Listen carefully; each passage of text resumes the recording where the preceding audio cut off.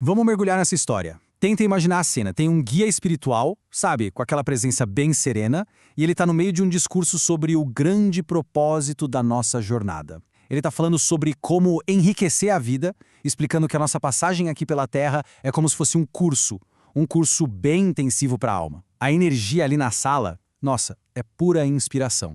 E então, de repente, no meio de tudo isso, o fluxo dessa sabedoria é quebrado. Um homem da plateia, que parece que nem estava ouvindo a profundidade do que estava sendo dito, levanta com uma preocupação muito material. A pergunta dele não tem nada a ver com a alma, mas sim com os bens que roubaram dele. Essa pergunta soa até engraçada de tão fora de lugar, né? No meio de uma aula sobre eternidade, a preocupação do cara é com o que ele perdeu aqui e agora. Isso faz a gente se perguntar o que era tão urgente nessa questão a ponto de interromper tudo. E aqui, gente, a história dá uma virada impressionante. O guia, com uma calma de pai, revela uma coisa incrível. Ele conta que conhece aquela alma há muito, muito tempo, uns 2.800 anos atrás, lá na Grécia Antiga. Enquanto ele ensinava sobre a jornada da alma e reencarnação, esse mesmo homem o interrompeu para perguntar sobre joias perdidas, a mesmíssima preocupação milênios depois. Vamos parar para pensar um pouquinho nesse número. 2.800 anos. É tempo demais, quase não dá para conceber. E durante esse tempo todo, a preocupação principal daquela alma continuou presa exatamente no mesmo tipo de perda. É um retrato muito forte de como a gente pode ficar estacionado nos mesmos padrões. Agora, o que é realmente interessante é a gente voltar para a mensagem que foi interrompida, porque é nela que está a chave para entender a lição inteira. O que será que o guia estava tentando ensinar antes de ser questionado sobre os bens roubados?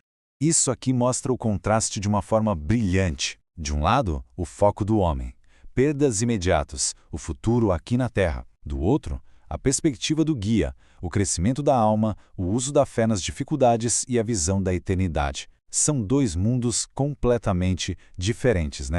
Então, o ponto central do guia é este. A vida na Terra não é o destino final, mas sim uma escola. Cada encarnação é como se fosse um curso, feito sob medida para nossa alma poder aprender, evoluir e, no fim, ascender. E olha, como em qualquer escola, existem vários tipos de aula. O guia explica que tudo, a alegria, a dor, a riqueza e a pobreza, nada disso é recompensa ou castigo. São simplesmente oportunidades, lições diferentes para o nosso crescimento espiritual. Vamos em frente para ver como isso fica ainda mais profundo. O guia nos dá uma nova forma de enxergar as dificuldades, mostrando que elas não são algo para a gente evitar, mas sim as ferramentas mais essenciais para o nosso progresso. Ele aponta 3 ferramentas principais: os obstáculos, que forçam a gente a crescer, as provas, que testam a nossa fé, e as lutas, que constroem a alma. Segundo o guia, são exatamente essas experiências que nos deixam espiritualmente mais fortes, nos preparando para desafios e alegrias ainda maiores. Com isso, a visão sobre o sofrimento muda completamente.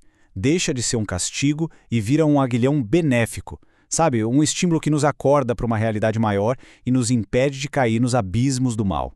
Essa é a metáfora principal. Uma vida cheia de desafios é tão fundamental para a alma quanto uma escola é para o estudante. É o nosso campo de treinamento, onde a gente aprende e se fortalece para o que vem pela frente.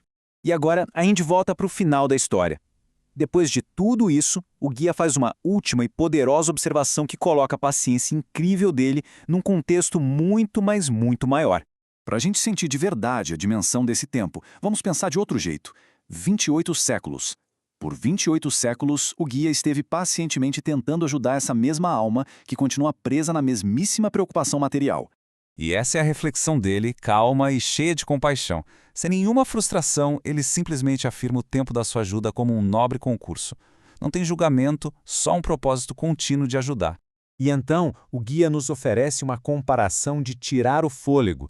Ele diz que a paciência dele, esses 2.800 anos, que para nós parecem uma eternidade, é só um piscar de olhos se comparada à paciência divina. Pensa bem, se ele, um guia, dedicou quase 3 milênios a uma única alma, imagine a paciência infinita que é dedicada a cada um de nós e à humanidade inteira. E ele termina com essa pergunta que vira a lição diretamente para nós. Ele deixa a gente pensando, se o guia ajudou um homem por 28 séculos, há quantos milênios nós mesmos estamos recebendo auxílio apesar da nossa resistência, das nossas preocupações tão materiais? Uma baita reflexão para a gente levar, não é mesmo?